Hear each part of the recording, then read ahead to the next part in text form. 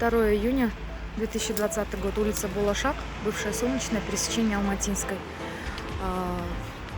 Так, была стройка, рыли котлован, центральная труба пострадала, 30 домов остались без воды. Сейчас вроде устраняет, но не знаем, чем это закончится. Кеше сағат 6-дан кейін бізге заявка түсті диспетчерскийға. Осындай частное строительствода жүргізіп жатқан Абылайхан көшесі мен Болашақ көшесінің қиылысында. Міне көріп тұрсыздар, өздеріңіз қандай трубаны үзіп алғандар, мынау котлованды көріп тұрсыздар, мына жерде білмеймін енді қандай строительство болатын, но бізден ешқандай рұқсат қағаздары жоқ. Кеше біз тракторды вызывали, аварийный бригаданы вызывали, ас машина келді мында. 7-8 адам мында жұмыс істеп, кеше сағат 8-9-ға дейін біз бұл суды временно тоқтатып кеттік. Сондықтан бір-екі көшеде кешелі бері су болған жоқ. Қазір міне таң ертеңнен бастап осы жұмыстарды бітіріп, қазір осы міне қазір екі көшеге суды берді.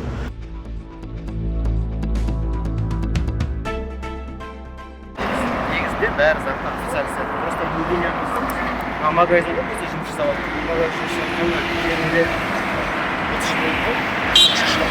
біз бұл суға қосылған кезде біз аяқтан қосылып тұрмыз да, ал біздің жерден жақындасып отырмыз.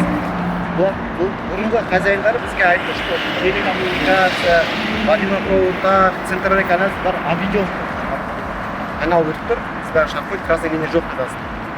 Ақыры путевой газбен бәрі разрешениесі бар стройка жасауға.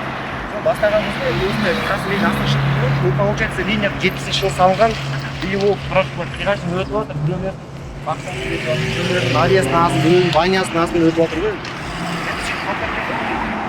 Қазір бұл мәселе шығып тұр, енді біз бұны аборт жасаймыз ба? Жаңа труба жасаймыз, өзімізді қаражатымызға жасаймыз бәрін.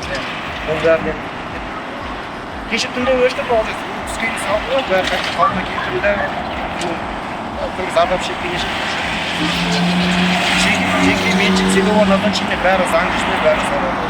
Кешен біреулер жалған мәлімет беріп жүрген ғой, типа заңсыз жасалып жатыр, қазір бізде бас екі емес, қазір емес. Жансыз құрылыс жасалса, бәрі ертеңгісін ақылы жасалады. Бірден келіп, қазір заңның күші де көп қой, штрафы да қымбат, біз онда не жоқ. Бәрі заң жасалады.